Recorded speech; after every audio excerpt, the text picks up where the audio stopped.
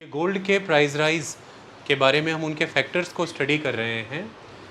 इसी कॉन्टेक्स्ट में हम आगे बढ़ेंगे आज के हमारे लेक्चर में और हम फर्दर आगे के फैक्टर्स को देखेंगे। फैक्टर नंबर 3 तक हमने कवर कर लिया था, जिसके तहत जो फैक्टर्स हमने कवर किए थे वो पहला फैक्टर था interest rate cut expectation fall in dollar index. Second था interest rate cut expectation by the American Fed and third था the Chinese demand due to dedollarization. ये 3 फैक्टर्स हमने बहुत खूबसूरती से कवर किए हैं। चौथा फैक्टर है आपके सामने कि गोल्ड के प्राइजेस क्यों राइज होते हैं या हो रहे हैं। Impact of Middle East conflict, यानी कि geopolitical tensions in the West Asia, South West Asia, Middle East you are considering between the Russia and Ukraine, that geopolitical tension is the reason. क्यों ये टेंशन का reason है? देखिए, अगर हम Russia और यूक्रेन के वॉर की बात करें तो लंबे समय से उस वॉर की वजह से हुआ ये कि वर्ल्ड वाइड जो भी गुड्स एंड सर्विसेज यूक्रेन पूरी दुनिया को ऑफ़र करता था, जिन गुड्स में सबसे इम्पॉर्टेंट थी व्हीट, यूक्रेन के बंदरगाह यानी कि पोर्ट्स तबाह हो जाने की वजह से यूक्रेन को पूरी तरह से रशिया के द्वारा ब्लॉकेड किया गया, उसके बंदरगाह तबाह किए गए, उसके खेतों को, उसके गाँवों को बर्बाद किया गया, उनकी ट्रांसपोर्ट और कम्युनिकेशन के नेटवर्क्स को बर्बाद किया गया। इसकी वजह से एक तो वहाँ पर बाद के फेजेस में जाके अनाज उगा पाना मुश्किल था, क्योंकि वहाँ फर्टिलाइज़र्स नहीं पहुँच रहे थे, वहाँ इंसेक्टिसाइड्स और पेस्टिसाइड्स नहीं पहुँच रहे थे, वहाँ नेसेसरी इक्विपमेंट्स और मशीन्स नहीं पहुँच रही थी, वहाँ इलेक्ट्रिसिटी प्रॉपर वर्क नहीं कर रही थी, तो खेती करना मुश्किल हुआ। लेकिन शुरुआती समय में वहाँ पे जो खेती हो चुकी थी उस अनाज को दुनिया भर तक पहुँचाना मुश्किल हुआ, क्योंकि जो सप्लाई चेन थे वो सारे वॉर की वजह से डिसरप्ट हो गए, ख़त्म हो गए। इस वजह से यूक्रेन से आने वाला वो व्हीट जो ग्लोबल डिमांड को बहुत बड़े लेवल पे सेटिस्फाई करता था, उसकी कमी हुई। इस वजह से ही व्हीट की फील्ड में महंगाई हो गई, आटा महंगा हुआ। ऐसी तमाम चीज़ें जो यूक्रेन से विश्व भर में आती थी वो उपलब्ध होनी बंद हुई। दूसरी तरफ अमेरिका और यूरोप की कई कंट्रीज़ ने रशिया पर कई तरह के एम्बार्गोज़ लगाए, कई तरह के प्रतिबंध लगा दिए, रोक लगा दी, सैंक्शंस जिन्हें आप कहते हैं, सैंक्शंस लगा दी। इनकी वजह से क्या हो गया कि यूरोपियन कंट्रीज़ ने, अमेरिका ने रशिया के साथ जिन जिन आइटम्स में, जिन जिन गुड्स और सर्विसेज में व्यापार करने को लेकर रोक लगा दी, इन मुल्कों के साथ व्यापार हो पाना बंद हो गया। फिर दुनिया भर के लिए अमेरिका और यूरोप ने ये ऐलान किया कि अमेरिकन डॉलर्स में रशिया के साथ ट्रेड नहीं कर पाएंगे आप, और दुनिया भर का ट्रेड मेनली अमेरिकन डॉलर्स में ही होता है। लेकिन उन्होंने ये घोषणा कर दी कि अमेरिकन डॉलर में रशिया के साथ व्यापार नहीं किया जा सकता। इसी के लिए रशिया के लिए ये मजबूरी हो गई थी कि वो इंडिया, चाइना और ऐसी कई कंट्रीज़ को अपने साथ लाए और ये कहे कि हम अपने मुल्कों की करेंसी में ही गुड्स एंड सर्विसेज ख़रीदें और बेचें, एक्सचेंज करें। हम जो मीडियम ऑफ एक्सचेंज है अमेरिकन डॉलर को ना बनाएं, क्योंकि अमेरिकन डॉलर में रशिया के साथ ट्रेड कर पाना ख़त्म हो गया, क्योंकि डॉलर फ्रीज़ कर दिए गए, रशिया को अनुमति नहीं रही। बैंकिंग लाइंस क्लोज़ कर दी गई रशिया के लिए, जो इंटरनेशनल पेमेंट्स के ट्रांसफ़र को ऑफ़र करती थी, वो पाथवेज़, वो गेटवेज़ बंद कर दिए गए रशिया के लिए। रशिया की गुड्स एंड सर्विसेज की कंजम्पशन पर वर्ल्ड वाइड रोक लगा दी गई। इन सब कारणों से वो रशिया की गुड्स और सर्विसेज भी वर्ल्ड वाइड नहीं आई। एक हैवी सप्लाई चेन डिसरप्शन हो गया ग्लोबली, जो रशिया से आता है या यूक्रेन से आता है, अलग अलग रीजंस के कारण रुका। जो हमने रीजंस देखे, वर्ल्ड वाइड इन चीज़ों की कमी हुई, सप्लाई कॉन्स्ट्रेंट आ गए। और इस वजह से बहुत सी महंगाइयाँ देखने को मिली। पहले कोरोना था, उसके बाद इमीडिएटली रशिया और यूक्रेन का वॉर। उसी महंगाई से निपट रहे हैं सभी सेंट्रल बैंक्स इंटरेस्ट रेट्स बढ़ा करके, जिस इंटरेस्ट रेट्स के बढ़ने के कारण इकोनॉमिक ग्रोथ और एम्प्लॉयमेंट हैम्पर हुआ है। क्यों? क्योंकि इन्वेस्टमेंट्स हैम्पर हो गए, क्योंकि इंटरेस्ट रेट्स बढ़ने के कारण इकोनॉमिक एक्टिविटी स्लो डाउन हुई और एक नुकसान की पोजीशन में हैं लोग। ये जंग यहाँ तक सीमित नहीं रही, इसका दायरा बहुत फैल गया। जब अभी पीछे गाज़ा स्ट्रिप से हमास ने इज़राइल पर मिसाइलें दागी और बदले में इज़राइल ने मिसाइलें तो दागी, इज़राइल ने हवाई आक्रमण किए, लेकिन इज़राइल ज़मीनी तौर पर भी हमास में यानी कि गाज़ा स्ट्रिप में एंटर हुआ। ऐसे में इज़राइल के अगेंस्ट ईरान ने मोर्चा खोला अपनी प्रॉक्सीज़ की मदद से। इज़राइल के नॉर्थ में लेबनान से ईरान का प्रॉक्सी हिज़्बुल्लाह अटैक करता है इज़राइल पे। इज़राइल के साउथ में यमन से ईरान का प्रॉक्सी हूथी अटैक करते हैं इज़राइल पे। और इराक में बहुत सारे ईरानी मिलिशियाज़ वो अटैक करते हैं इज़राइल पे। और गाज़ा स्ट्रिप में हमास भी ईरान की शहर पर अटैक करता है इज़राइल पे। तो इस तरह से ईरान के द्वारा अपने प्रॉक्सी प्लेयर्स को यूज़ करके ईरान इज़राइल में एक तरह से इनडायरेक्ट जंग चल रही थी। लेकिन अभी थोड़े दिन पहले सीरिया में ऐसा कहा जाता है कि ईरानी कॉन्सुलेट में ईरानी जर्नैल, एक इम्पॉर्टेंट पोजीशन ऑफिसर को कॉन्सुलेट में धमाका करके उड़ा दिया गया। बदले में ईरान ने अपनी ज़मीन से, अपनी सॉइल से इज़राइल पर आक्रमण किया, मिसाइलें दागी। इज़राइल के एयर डिफेंस इंटरसेप्शन सिस्टम के स्ट्रॉन्ग होने के कारण, जिसे आयरन डोम कहा जाता है, इज़राइल को कोई नुकसान नहीं हुआ। लेकिन अपनी ज़मीन से ईरान ने आक्रमण किया। इस बार सीधा प्रॉक्सीज़ का इस्तेमाल नहीं किया, दूसरी ज़मीनों से आक्रमण नहीं किया, अपनी ज़मीन से किया। इसका जवाबी कार्रवाई इज़राइल ने की। उनने ईरान की इम्पॉर्टेंट स्ट्रेटेजिकल लोकेशंस पर अपनी मिसाइल्स दागी, ईरान को ये बताने के लिए कि जहाँ पर भी आपके डिफेंस एमिनेशंस स्टॉक है, जहाँ पर भी आपकी डिफेंस पर्सोनल्स हैं, जहाँ पर भी आपके न्यूक्लियर प्लांट्स और इक्विपमेंट्स हैं, और जो भी आपकी घनी आबादी वाले शहर हैं, मेरे रडार पे सब है, मुझे सबकी जानकारी है। I have strong intelligence. मैंने ये मिसाइलें दाग के सिर्फ इशारा दिया है कि अगर कार्रवाई होंगी तो यहाँ करूँगा। इससे ये लगता है कि इज़राइल और ईरान के बीच में अगर सिचुएशन फर्दर एस्केलेट हुई तो इसका इफ़ेक्ट स्पिल होगा।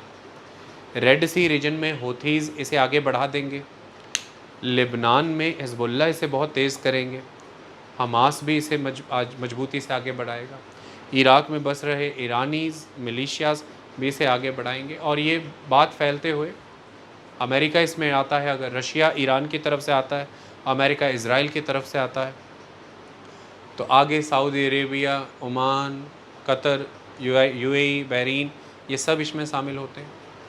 तो ये वो रीजन है ग्लोब का जो इकोनॉमी के लिए, पॉलिटिक्स के लिए बहुत इम्पॉर्टेंट रीजन है। तो अगर ये जो मिडल ईस्ट है, यहाँ पर ये जो भू राजनीतिक माहौल बना हुआ है, जो पॉलिटिकल सिचुएशन में ज्योग्राफी मेन रोल प्ले कर रही है, because it is the strategy, it is the strategical place. तो ये जियोपॉलिटिकल टेंशन्स आने वाले समय में सप्लाई चेन्स को डिसरप्ट रख सकते हैं, ऐसा लग रहा है। ये आने वाले दिनों में वॉर लाइक सिचुएशंस को और बढ़ाने वाली चीज़ें, ऐसा लग रहा है। ऐसे में महंगाइयाँ कम होंगी, ये दिख नहीं रहा। ऐसे में सेंट्रल बैंक्स दुनिया के टाइमली इंटरेस्ट रेट्स कट कर पाएंगे, ऐसा दिख नहीं रहा। और एक समय के बाद जब बात हाथ से निकल जाएगी, तब अगर इंटरेस्ट रेट्स कट किए जाएंगे, तब तक इकोनॉमी रिसेशंस में जा चुकी होंगी, क्योंकि इकोनॉमिक एक्टिविटीज़ हो नहीं रही होंगी हाई इंटरेस्ट रेट रिजिम्स में। महंगाई ऑलरेडी ज़्यादा है, लोगों की सेविंग्स ड्रेन हो जाएंगी, लोग किसी भी तरह से क्रिएटिव चीज़ें में नहीं जा पाएंगे, सर्वाइवल पे आ जाएंगे। नए रोज़गारों का सृजन हो नहीं रहा होगा क्योंकि निवेश नहीं हो रहा, इकोनॉमी रिसेशंस के फेज़ में जाएंगी। एनी हाउ अगर ये सिनेरियो मेंटेन होता है कि आगे फर्दर स्कोप है कि फर्दर रिसेशन रह सकता है, आगे फर्दर इन्फ्लेशन के रिजिम ऐसे ही कंटिन्यू हो सकते हैं, जिसको काउंटर करने के लिए हाई इंटरेस्ट रेट का रिजिम भी ऐसे कंटिन्यू रह सकता है।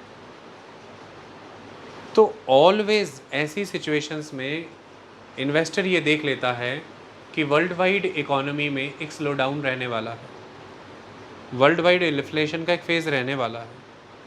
इससे कंपनीज़ अलग अलग कंट्रीज़ की बेटर परफॉर्म करने की सिचुएशन में अभी नहीं है, इससे वो बेटर रिटर्न्स जनरेट फिर नहीं कर पाएंगी, और ऐसे में वो उनके द्वारा, उन इन्वेस्टर्स के द्वारा उन कंपनीज़ के शेयर्स में लगाए गए पैसों पर बेटर रिटर्न्स ऑफ़र नहीं करेंगी, बेटर प्रॉफिट्स, बेटर डिविडेंड्स नहीं आएंगे। तो ऐसे में वो देख पाते हैं कि दुनिया भर की स्टॉक मार्केट्स उतना बेहतर परफॉर्म नहीं कर पाएंगी, मार्केट्स क्रैश होंगी, कोलैप्स करेंगी। तो ऐसे में वो अपने पैसे का क्या करें? तो जब भी कभी इस तरह की जियोपॉलिटिकल टेंशन की सिचुएशन क्रिएट होती है, तो ऐसा सिनेरियो क्रिएट हो जाता है कि आने वाले समय में नहीं दिख रहा कि इकोनॉमीज़ रिवाइव करेंगी, ऑर्गेनाइजेशंस, इंडस्ट्रीज़ और कंपनीज़ बेटर परफॉर्म करेंगी, ऐसे में बेहतर रिटर्न्स दे पाएंगी। तो फिर वो अपने पैसे को सेफ हेवन में, यानी कि एकदम सुरक्षित स्थान में रख लेते हैं, और वो होता है गोल्ड। तो गोल्ड इस अनसर्टेन फेज़ में उनको एक सेफ हेवन ऑफर करता है as a place of investment, जिस मेटल में फिर वो पैसा लगा देते हैं, तो गोल्ड परचेज करते हैं, तो गोल्ड की हैवी डिमांड क्रिएट होती है। सेकंड, गोल्ड एक अच्छा इन्वेस्टमेंट है अगर आप हेज करना चाहते हैं अगेंस्ट द इन्फ्लेशन। हेज माने सेफ्टी वॉल या बाउंड्री वॉल बनाना चाहते हैं अगेंस्ट द इन्फ्लेशन। तो महंगाई अगर है, तो अगर आप महंगाई के साथ हैं तो ₹100 में, मैंने बताया पहले, आप ₹100 में 2 लीटर मिल्क ले रहे थे, अब ₹100 में ओनली 1 लीटर आ रहा है। तो अगर आप अपना पैसा करेंसी के रूप में रखते हैं 100 रुपया, तो महंगाई जब बढ़ रही है इन्फ्लेशन के कारण, जब महंगाई बढ़ेगी आपकी करेंसी की वैल्यू गिरती है, तो आपके पास जो पूंजी है, जो पैसा है, उसकी वैल्यू गिरेगी। तो कैसे इसकी वैल्यू गिरने से रोकी जाए महंगाई के दौर में? तो बेटर है to convert the money into the gold, उसका गोल्ड लिया जाएगा, क्योंकि जब इस तरफ से महंगाई बढ़ रही है तो साइमल्टेनियसली चारों तरफ गोल्ड की एक डिमांड बढ़ी है। गोल्ड धीरे धीरे प्रीशियस होगा, गोल्ड मजबूत होगा, तो गोल्ड के रेट बढ़ते जाएंगे। तो गोल्ड बढ़ती हुई इन्फ्लेशन की मार को मैनेज कर लेता है, बैलेंस कर लेता है। मतलब जिस समय में इन्फ्लेशन 6 महीने तक बहुत रही है और उस दौरान आपने पैसा ना रख करके गोल्ड बना लिया है, तो 6 महीने बाद जब गोल्ड बेचेंगे तो जो महंगाई आपकी करेंसी को इरोड कर देती, वो इफ़ेक्ट नहीं दिखेगा। आप उस गोल्ड को बेच के पहले से ज़्यादा नोट इनकैश कर लेंगे, बना लेंगे, तो वो बढ़ी हुई वेल्थ आपकी बढ़ी हुई महंगाई को काउंटर करने के लिए बराबर हो जाती है। यानी कि पहले आपकी जेब में 100 रुपया है और आप 2 लीटर दूध ले पा रहे हैं। सपोज़ आफ्टर 6 मंथ्स आप उस 100 रुपये से सिर्फ 1 लीटर दूध ले पा रहे हैं, लेकिन दूसरे व्यक्ति ने क्या किया, सपोज़ करो 100 रुपये से जब 2 लीटर दूध ले पा रहा था, उसने देखा महंगाई बढ़ रही है, उसने 100 रुपये का गोल्ड ले लिया सपोज़ करो, और 6 महीने के बाद, ऐसा एग्जाम्पल के तौर पे कह रहे हैं, 1 ईयर ले लीजिए आप, 1 ईयर के बाद 100 रुपये का 1 लीटर दूध हो गया है, मतलब 100 रुपये की कीमत पहले से आधी रह गई है, बट उसने उसी टाइम पे 100 रुपये का गोल्ड ले लिया था। अब जब उसने गोल्ड बेचा है, तो गोल्ड बेच जो 100 रुपये का तब गोल्ड लिया था, अब जब बेचा है तो उसे 200 रुपये मिल गए हैं। ऐसे में अब वो 200 रुपये में 2 लीटर दूध ले लेगा, क्योंकि 100 रुपये में सिर्फ 1 लीटर दूध मिल रहा है अब, तो वो उसके पास 100 के 2 नोट हैं, तो वो 200 रुपये में 2 लीटर दूध ले लेगा। तो साल पहले उसके पास 100 रुपये था और 2 लीटर दूध ले रहा था, साल बाद अब उसके पास 200 रुपये है और वो 2 लीटर दूध ले रहा है, मतलब बढ़ी हुई महंगाई को कोप अप कर पा रहा है अपने उसी 100 रुपये से, क्योंकि उसी 100 रुपये के तब उसने गोल्ड ले लिया था, और आज जब वो गोल्ड बेचा तो वो 200 का बिका, और 200 में 2 लीटर दूध आ रहा है, मतलब एंड रिक्वायरमेंट उसकी उतनी ही अमाउंट में पूरी हो रही है 2 लीटर की। तो इन्फ्लेशन को उसने हेज किया with the investment in the gold, क्योंकि जैसे जैसे महंगाई बढ़ रही थी, गोल्ड की भी कीमतें जब बढ़ी हैं, तो बढ़ी हुई महंगाई को बढ़ी हुई गोल्ड की कीमत ने बराबर करके रख दिया है, इवन उससे अबव भी जा सकते हैं आप इसे। So it is a good inflation hedge, it is a good inflationary hedge, it is a safe haven. तो जब ऐसी सिचुएशन क्रिएट होती है कॉन्फ्लिक्ट की या वॉर की या जियोपॉलिटिकल टेंशन जैसी चीज़ें, तो इन्वेस्टर ये देखता है कि आगे आने वाला time industrial activity wise, economic activity wise, economic growth wise uncertain रहने वाला है। इन्वेस्टर को जब भी मार्केट में अनसर्टेनिटीज़ नज़र आती है, वो गोल्ड की तरफ जाता है, क्योंकि उसकी अपनी एक इंट्रिंसिक वैल्यू है, first. Second, gold highly liquid acid है, बहुत तेज़ी से वो कन्वर्ट होता है कैश में, it is very strong liquid acid, ये उसकी दूसरी बड़ी खासियत है। तीसरी बड़ी चीज़, दुनिया भर की सरकारों की जब साख गिरती है तो उनकी करेंसीज़ की वैल्यू ब्लीड होने लग जाती है। उस समय में भी आपकी गोल्ड की वैल्यू इस तरह से वर्क नहीं करती, क्योंकि गोल्ड की वैल्यू उस मुल्क की जो साख है, उस मुल्क की जो इकोनॉमिक स्ट्रेंथ है, उस मुल्क की जो कमिटमेंट है इकोनॉमी के प्रति, गोल्ड की वैल्यू करेंसी की तरह इन चीज़ों पर नहीं खड़ी। गोल्ड की वैल्यू अपने अंदर ही है, वो इंट्रिंसिक है। तो दुनिया भर में रुपया क्रैश कर जाए, डॉलर क्रैश कर जाए, रूबल क्रैश कर जाए, कुछ करेंसी हो जाए, क्योंकि अस्थिरता है, जंग चल रही है, सब कुछ हो रहा है, इन्वेस्टर टेंशन फ्री रहता है कि मैंने इनमें किसी भी करेंसी की फॉर्म में अपने स्टॉक्स या एसेट्स नहीं ले रखे, मैंने गोल्ड में ले रखे हैं।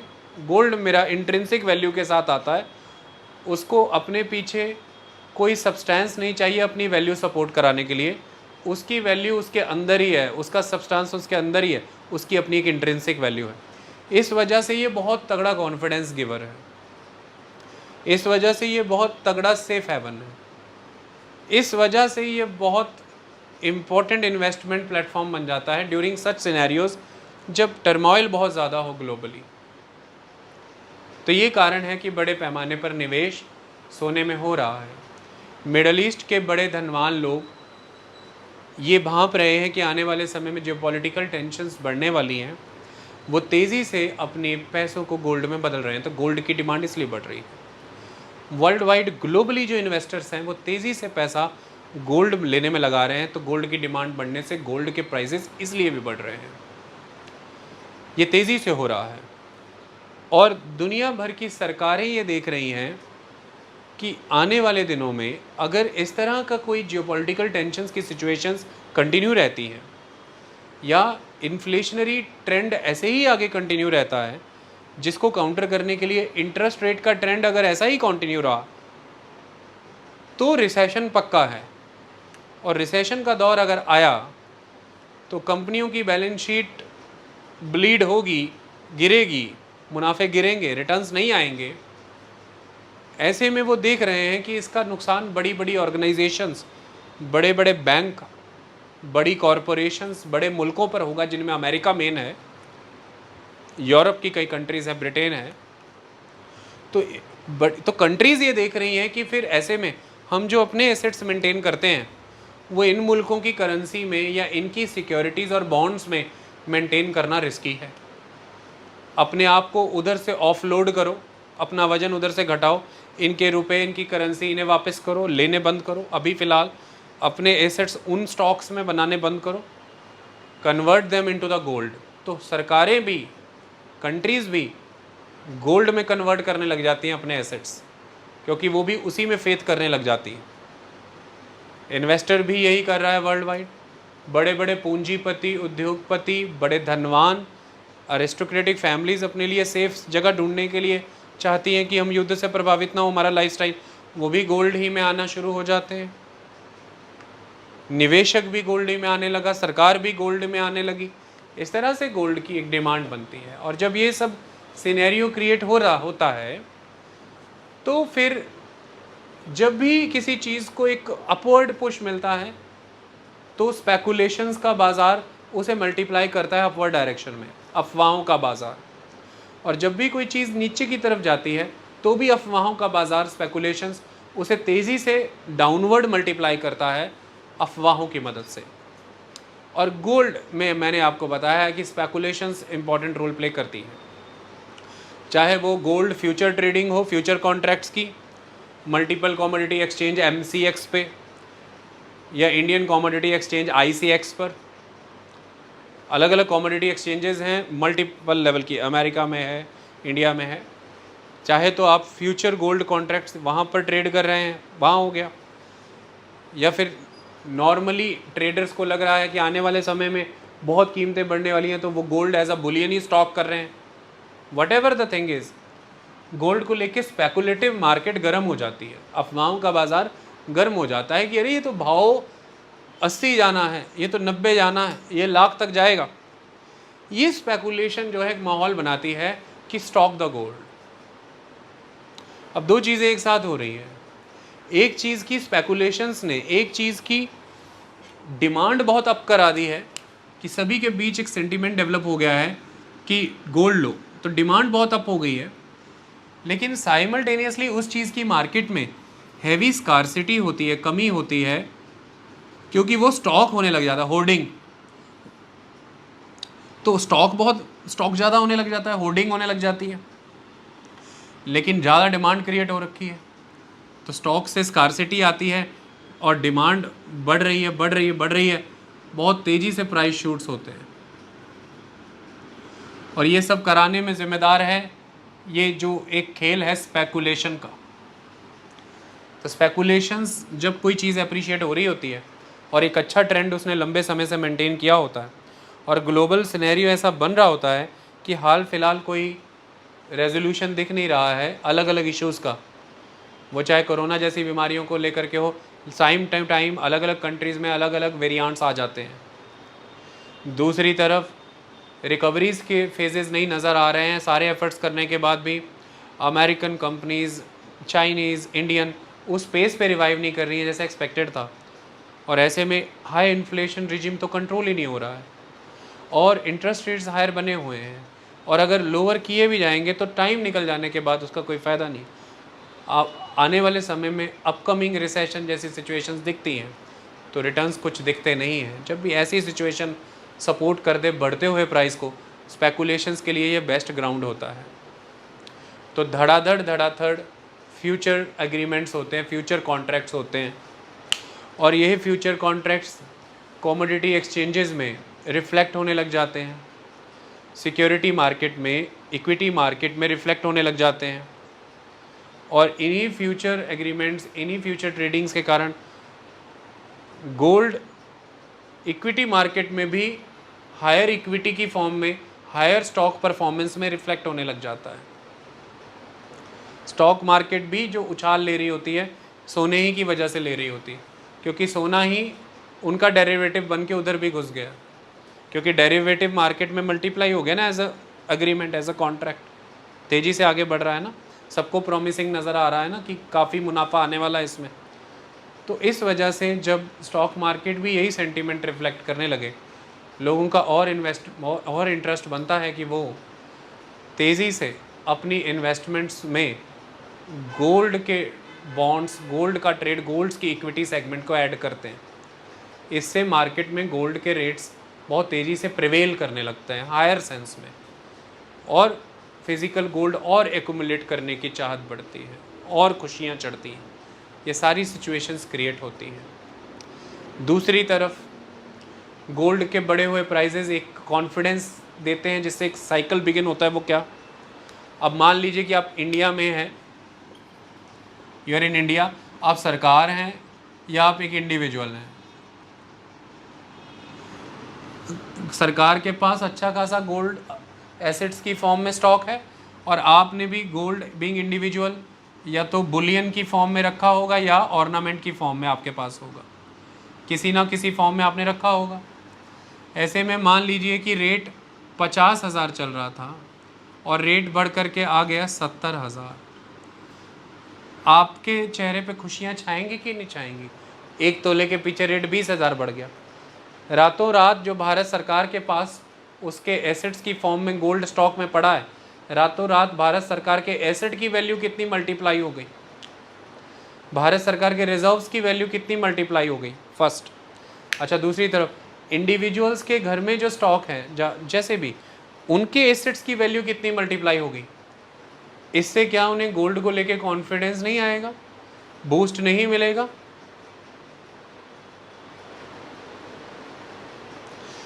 ये चीज़ और डिमांड क्रिएट करेगी गोल्ड की कि ईस्ट और west gold is the best. जो हो जाए, चाहे म्यूचुअल फंड्स आ जाएं, चाहे इक्विटी आ जाए, कुछ आ जाए, गोल्ड का कंपैरिजन नहीं कर सकते।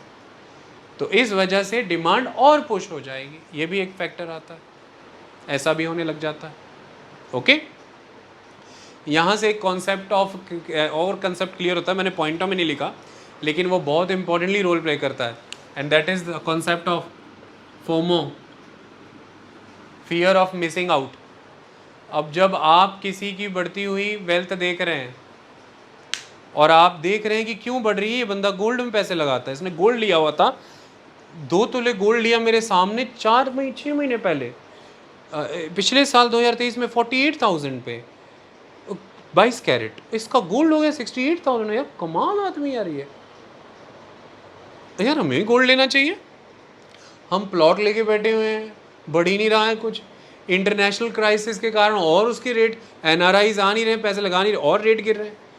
हम इक्विटियाँ लेके बैठे हैं, ये क्या हो रहा है उसका? यार gold is the best thing. तो कि हम इस अपॉर्चुनिटी को मिस आउट ना कर जाएं, हमारे दोस्त कमा रहे हैं, सारी दुनिया कमा रही है, हम ना पीछे रह जाएं।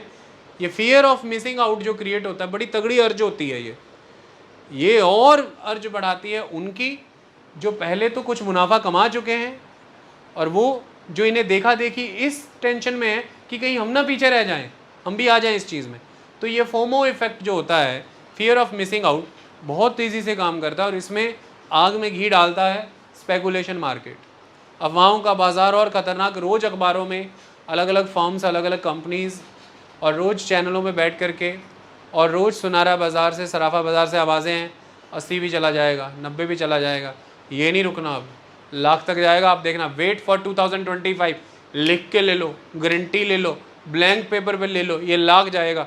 कोई भी आदमी सोचता है चल 50 का लेके 70,000 का फ़ायदा मैं नहीं कमा पाया, स्टिल अभी 70 का है, लेके लाख कमा जाऊँ, ले ले यार, क्या प्रॉब्लम है? पहले मिस आउट कर दी अपॉर्चुनिटी, अब तो नहीं करनी।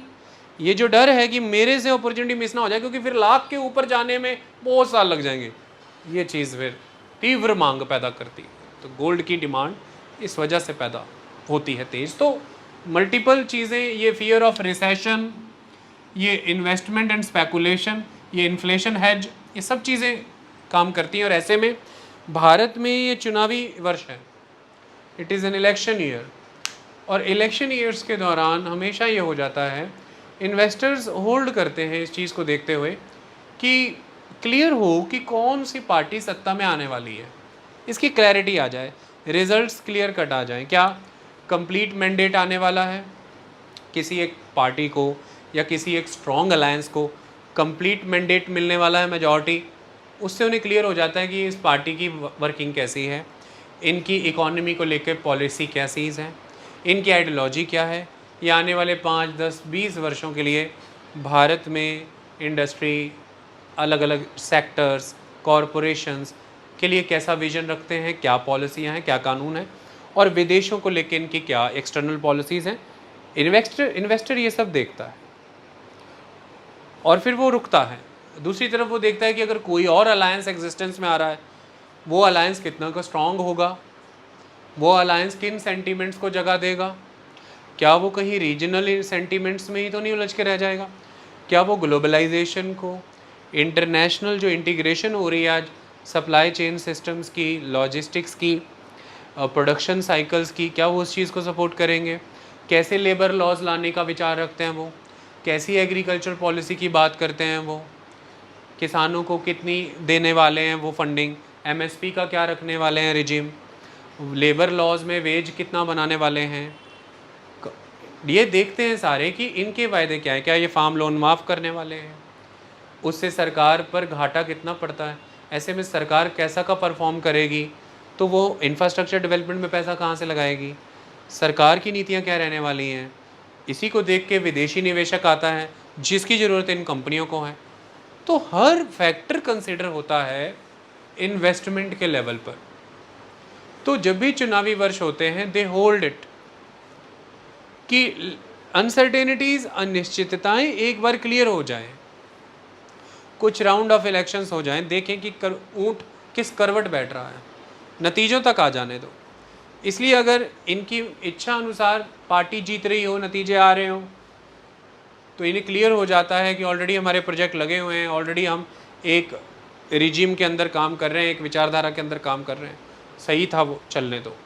दूसरी तरफ इन्हें लगता है कि बड़ी रिस्ट्रिक्टिव थी सरकार, अब उम्मीद है ये जाने वाली है, प्रोग्रेसिव सरकार आने वाली है, वो बाज़ारों को खोलेगी, निवेश को खोलेगी, प्रो इंडस्ट्रियल रूल रेगुलेशन बनाएगी, तो ये खुश हो जाते हैं। बीट एनीथिंग, इंडस्ट्रियलिस्ट क्या चाहता है, कॉरपोरेट क्या चाहता है, वो अपने निवेशक क्या चाहता है, अपने हक में माहौल चाहता है। जब उसे ऐसा लगने लग जाता है तो तभी आप देखें कि न्यूज़ चैनल्स बहुत इम्पोर्टेंस देते हैं चुनावी नतीजों के जस्ट पहले शेयर बाज़ार को, क्योंकि शेयर बाज़ार में आए ज़बरदस्त उछाल को वो ये देखते हैं कि जिस पार्टी का पलड़ा थोड़ा भारी दिख रहा है, शेयर बाज़ार में पहले ही ये क्लैरिटी हो गई है कि ये पार्टी जीतने वाली है, इसलिए ज़बरदस्त पैसा आया मार्केट के अंदर कि लगाओ अब पैसा, हो गया मामला क्लियर, इसलिए शेयर बाज़ार इतना उछला है। तो इस तरह की खबरें आप अक्सर देखेंगे कि इस पार्टी की चुनाव में जीत बनती दिखती है और इसे शेयर बाज़ार ने कंफर्म किया है, तेज़ी से उछला है शेयर बाज़ार भी यही देख रहा है, यही चाह रहा है कि 100% क्लियर हो, करेक्ट हो ये कोरिलेशन, ऐसा ज़रूरी नहीं है, पर ऐसा एक माहौल बनता है।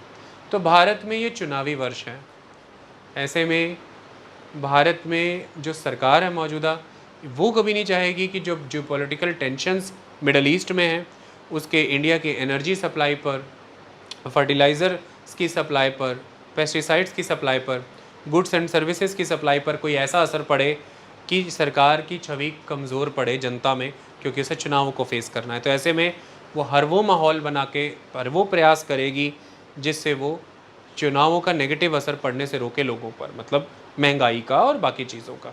वहीं दूसरी तरफ अपोजिशंस हैं जो इन मौक़ों को, इन महंगाइयों को हर तरह भुनाना चाहेगी, वो इसे जनता के बीच लाना चाहेगी। तो एक तो इस लेवल पर प्रॉब्लम, दूसरी तरफ अनसर्टेनिटीज़ इन्वेस्टर्स के तौर पर।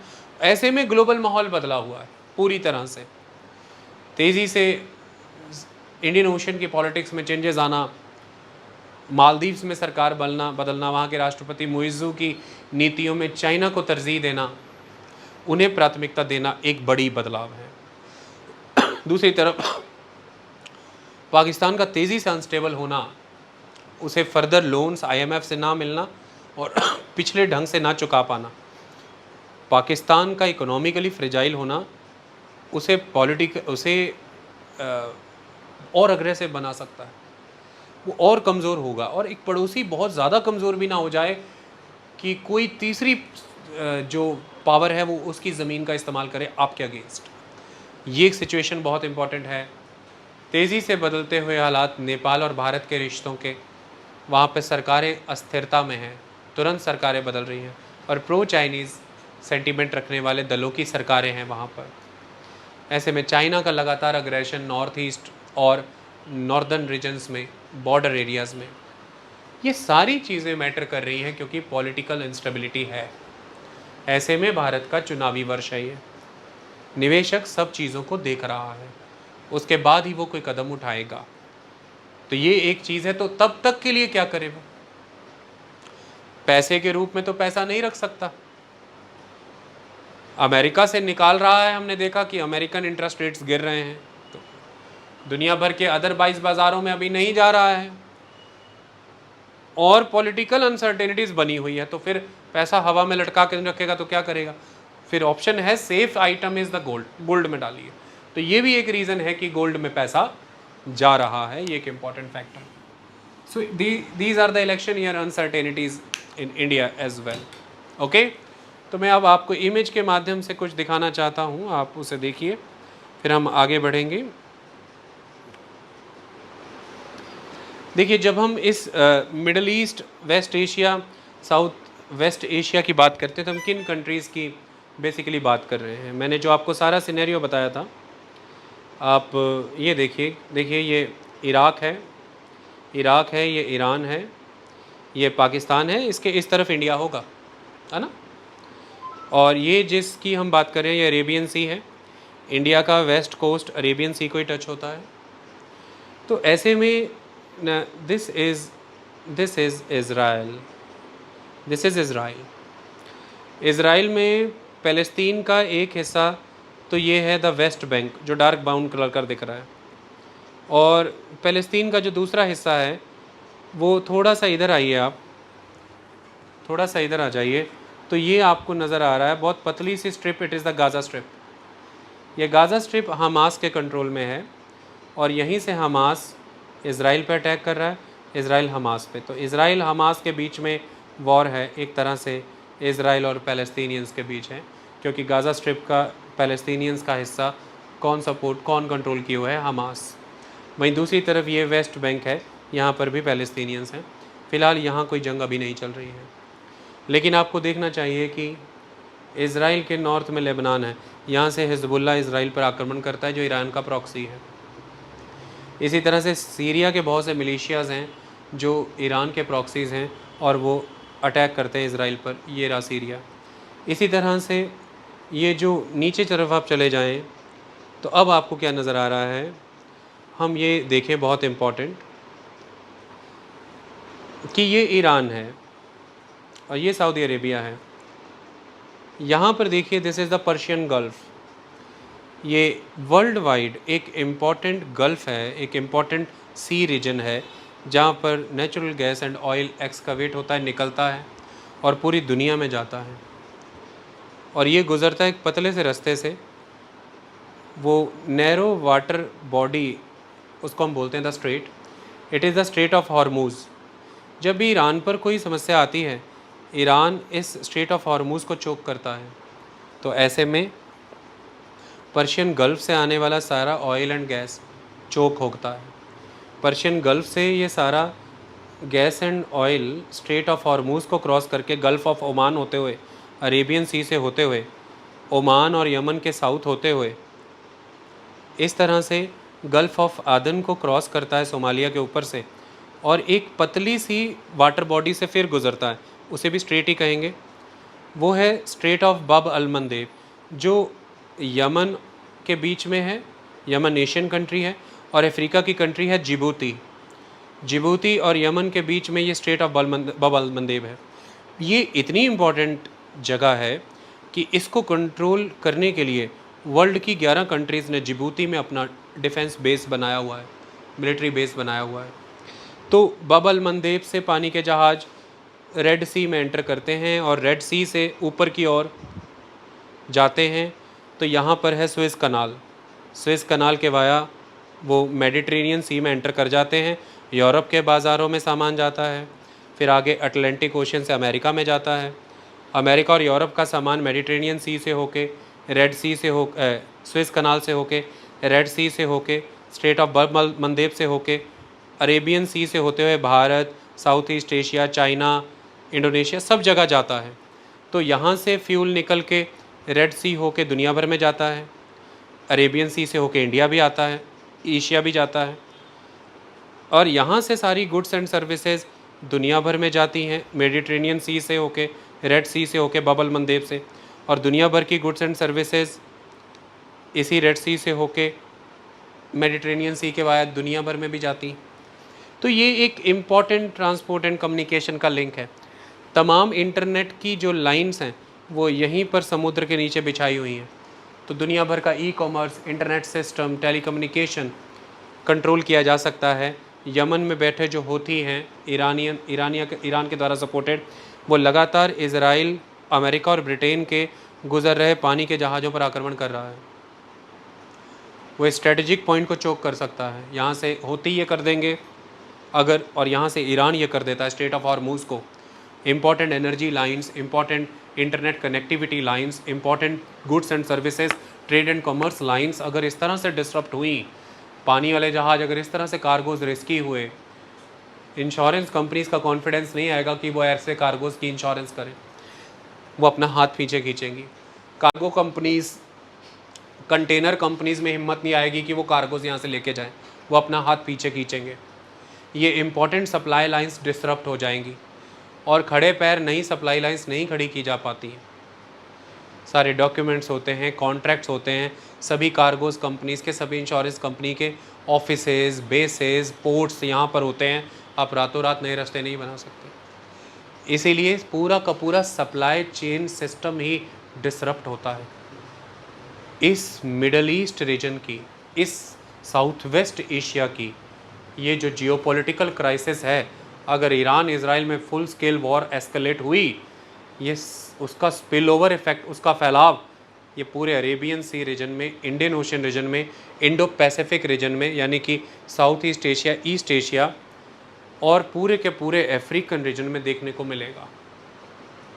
और ये इन्वेस्टर देख रहा है, वो इस सिचुएशन को वॉच कर रहा है, ऑब्जर्व कर रहा है कि ये कब स्टेबल हो, और ये किसी भी समय एस्केलेट हो भी सकती है, या अगर बहुत बहुत डीप एफर्ट्स हो तो ये डी एस्केलेट हो सकती है। लेकिन ऐसे में उन मुल्कों की अपनी राजनीतिक सिचुएशन देखनी ज़रूरी है। इज़राइल में इलेक्शन पेंडिंग है, बेंजामिन नेतन्याहू को पोजीशन मेंटेन करना ज़रूरी है। जब तक जंग चल रही है चुनाव हो नहीं सकते हैं, और जंग ख़त्म हो तो उनके हक में ही ख़त्म हुई है, उनके लिए बहुत मैंडेटरी है अगर जंग के बाद हुए चुनावों में जीत लेनी है। इसलिए जंग उनकी ज़रूरत बनी हुई है। ईरान के लिए यही मौका है कि वो अपने आप को मुस्लिम वर्ल्ड के एक लीडर के तौर पर मजबूती से पेश करे, क्योंकि तुर्की, सऊदी अरेबिया, ईरान तीनों ही अपने लेवल पर मुस्लिम वर्ल्ड की रहनुमाई करने का दावा करते आए हैं। और ईरान के लिए ये एग्जिस्टेंशियल क्राइसिस भी हो जाएगा कि अगर इस बार इज़राइल मजबूत हुआ, हमास को कर्ब कर गया, फ़लस्तीन को कर्ब कर गया, तो ये एक ऐसी परिस्थिति हो जाएगी कि इज़राइल यहाँ पर एज अमेरिकी प्यादे के रूप में बहुत तगड़ी पकड़ कर जाएगा। फिर ऐसे में ईरान का यहाँ पर विकास और एक्सपेंशन कमज़ोर होगा, क्योंकि इज़राइल की गतिविधियाँ फिर रुकेंगी नहीं। वो हिज़्बुल्लाह, हूथीज़, इन सबको क्रैक डाउन करेगा एक एक करके। ईरान के सालों की मेहनत से खड़े किए गए ये नेटवर्क्स टूट जाएंगे, ख़त्म हो जाएंगे। ऐसे में ईरान सीधी लड़ाई लड़ने के फाइनेंशियल डिफेंस हालातों में नहीं है अमेरिका और इज़राइल जैसे मुल्कों से, तो फिर वो स्ट्रॉन्ग स्टैंड नहीं ले पाएगा आगे जा कर के। प्रॉक्सीज़ उसकी मेन ताकत है। तो ये एक परिस्थिति ऐसी बनी हुई है। तो ये जियोपॉलिटिकल टेंशन्स बहुत कॉम्प्लेक्स है, इतनी ईजी नहीं है। कंट्रीज़ ने अलग अलग स्टैंड ले रखे हैं। रशिया का स्टेटमेंट है, अगर इज़राइल ईरान कॉन्फ्लिक्ट में अमेरिका कूदेगा, मैं I will enter by the side of Iran. Russia enter होता है, उधर से अमेरिका अगर एंटर होता है to support the Saudi Arabia और to support the Israel, situations will change. इसका बहुत सारी चीज़ों पर असर पड़ेगा, अमेरिकन कंपनीज़ पर इसका असर पड़ेगा, क्योंकि ग्लोबल अगर एनर्जी सप्लाई चेन चीन में हिंडर हुआ, साउथ ईस्ट एशिया में हिंडर हुआ, इंडिया में हिंडर हुआ, तो इन सारे रीजन्स में जो मेन सिस्टम ऑफ प्रोडक्शन है कौन मैनेज कर रहा है? American and European companies. उनके मुनाफों पर असर होगा। अगर उनके मुनाफों पर असर होता है तो अल्टीमेटली वो जिन शेयर मार्केट्स में अमेरिका में, जापान में, इंडिया में लिस्टेड हैं, वहाँ उनके परफॉर्मेंस कमज़ोर पड़ रहे हैं। ऐसे में जब उनके परफॉर्मेंसेस कमज़ोर पड़ जाएंगे तो उनकी रिटर्न देने की कैपेसिटी कमज़ोर पड़ेगी, और जब वो रिटर्न्स नहीं दे पाएंगे, इन्वेस्टर को ल्यूर नहीं कर पाएंगे, अट्रैक्ट नहीं कर पाएंगे अपनी, और इन्वेस्टर नहीं आएगा।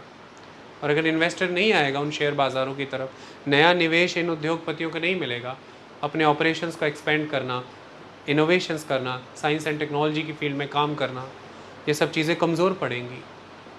ऐसे में भी हालात ये बनेंगे कि ज़्यादा से ज़्यादा आप उन एवेन्यूज़ में इन्वेस्ट करें जो प्रूवनली सेव हैं, जैसे कि गोल्ड। ये सिचुएशंस आगे बन सकती हैं अगर ये जियोपॉलिटिकल कॉन्फ्लिक्ट स्पिल ओवर होता है, इसका इफ़ेक्ट तो ये पूरे के पूरे इंडो पैसिफिक रीजन को इम्पेक्ट करता है। अगर यहाँ बड़े स्टेक्स हैं अमेरिकन कंपनीज़ के, यूरोपियन कंपनीज़ के, वो तमाम इन मुल्कों में, वियतनाम में, इंडोनेशिया में, चीन में, ताइवान में, साउथ कोरिया में they are doing lot of manufacturing activities, और वो तभी कर पाती हैं क्योंकि उन्हें अनहिंडर्ड सप्लाई ऑफ ट्रांजिशन मिलता है, ट्रांसपोर्ट एंड कम्युनिकेशन, गुड्स वो भेज पाती हैं वर्ल्ड वाइड। उन्हें अच्छा खासा सप्लाई ऑफ एनर्जी मिलता है उनकी कंपनियों को, क्योंकि पर्शियन गल्फ से सारा फ्यूल आता है। ये अगर इम्पैक्ट हुआ तो नुकसान होगा। दुनिया भर की कंट्रीज़ ऑलरेडी बहुत हैवी डेट में है। ऐसे में अगर सरकारों के सामने ये क्राइसिस आया कि कंपनीज़ अच्छा नहीं परफॉर्म कर रही, भारत ही को ले ले, ऐसे में रोज़गार नया नहीं क्रिएट हो पा रहा है, ज़्यादा से ज़्यादा जनसंख्या सरकारी दिए हुए पैसों पे, योजनाओं पे निर्भर होने लगेगी। सरकार कैपिटल फॉर्मेशन या सरकार कैपिटल एसेट्स की डेवलपमेंट नहीं कर पाएगी। सरकार इन्हीं तरह के योजनाओं में या इन्हीं खर्चों को वहन करने में लगी रहेगी। ऐसे में सरकारों के घाटे और बढ़ेंगे, सरकारों के डेफिसिट्स इंक्रीज़ होंगे, रेवेन्यू डेफिसिट्स, बजट डेफिसिट्स, सरकारों के करंट अकाउंट डेफिसिट्स भी बिगड़ेंगे। और ऐसे में सरकारों के जब घाटे बहुत ज़्यादा बढ़ जाते हैं तो ऐसा माना जाता है निवेशकों के द्वारा कि अब ये कैपिटल एसेट्स बनाने की फील्ड में इन्वेस्ट नहीं कर पाएंगे। अच्छी सड़कें, अच्छी रेल यातायात, अच्छा बंदरगाह, अच्छा स्पेक्ट्रम सिस्टम, ऐसे में यहाँ की कंपनीज़ को ग्रो होने के लिए अब वो इकोसिस्टम नहीं मिलने वाला है, तो ये उतना अच्छा परफॉर्म नहीं कर पाएंगे। और दूसरा, ये कंट्री का करंट अकाउंट डेफिसिट इतना वाइड हो गया है, ऐसे में ये कंट्री इंपोर्ट इतना ज़्यादा कर रही है, एक्सपोर्ट नहीं कर रही है। करंट अकाउंट डेफिसिट तभी वाइड होता है। तो ऐसे में इस कंट्री को अपने इंपोर्ट्स को सपोर्ट करने के लिए हैवी डिमांड ऑफ डॉलर्स की नीड है। ये कंपनी हैवी डॉलर्स डिमांड करने वाली है, और डॉलर्स अगर इतनी तेज़ी से इन कंट्रीज़ में ख़रीदा जाएगा अपनी इंपोर्ट डिमांड को सेटिस्फाई करने के लिए, तो ऐसे में तो डॉलरों की कीमत बहुत बढ़ेगी, इन मुल्कों की करेंसियाँ बहुत टूटेंगी। ऐसे में इन मुल्कों में तो बहुत तगड़ी महंगाई आ जाएगी, और महंगाई के दौर में इन मुल्कों की कंपनियां कैसे सर्वाइव होंगी? सरकारें खुद ही higher interest rate regime follow करेंगी। इन्वेस्टमेंट का सिनेरियो ब्लीक है, सही नहीं है, क्योंकि सरकारों के घाटे और मल्टीप्लाई ही होंगे, क्योंकि डॉलर और महंगा होता जाएगा, आयात इंपोर्ट और महंगा होता जाएगा, कंपनियों की आउटपुट कॉस्ट ही बड़ी महंगी हो जाएगी, क्योंकि जब करेंसी अपनी कमज़ोर हो जाएगी, डॉलर इतना महंगा हो जाएगा, तो जो इंपोर्ट कर रहे हैं वो इतना महंगा होगा, तो जो आउटपुट होगी उसकी कॉस्ट इंटरनेशनली कहाँ compete कर पाएगी? बाज़ार मार्केट स्क्वीज़ ही होगी इनकी, ये बेटर कॉम्पिटिटर रह ही नहीं पाएंगे। इस वजह से भी इन्वेस्टर का कॉन्फिडेंस टूट जाता है, फिर वो गोल्ड जैसी चीज़ों के पीछे जाता है। ओवरऑल ग्लोबली ये सिनेरियो बना हुआ है।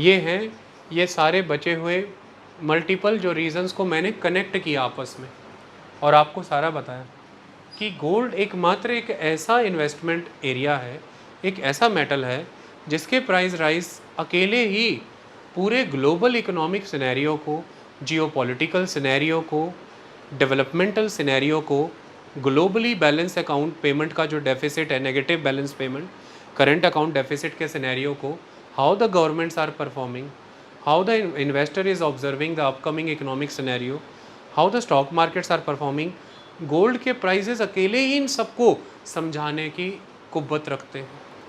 वो इतने कैपेबल हैं, इतने लायक हैं। हमने अपने तीसरे इस लेक्चर के माध्यम से गोल्ड के प्राइस राइज होने के तमाम फैक्टर्स को वाइंड अप कर दिया। अच्छे से हमने सारा कॉन्सेप्ट समझ लिया, और हमने ये भी समझ लिया कि किस किस चीज़ पे क्या क्या इम्पैक्ट आएगा। सरकारी एसेट्स पे क्या इम्पैक्ट आएगा, इन्वेस्टर की इन्वेस्टमेंट पे क्या इम्पैक्ट आएगा, इंडिविजुअल की गोल्ड होल्डिंग के ऊपर क्या इम्पैक्ट आता है, और कैसे इकोनॉमीज़ वर्क करती हैं। We understood everything. हमारा ये कंटेंट यहीं कंप्लीट होता है।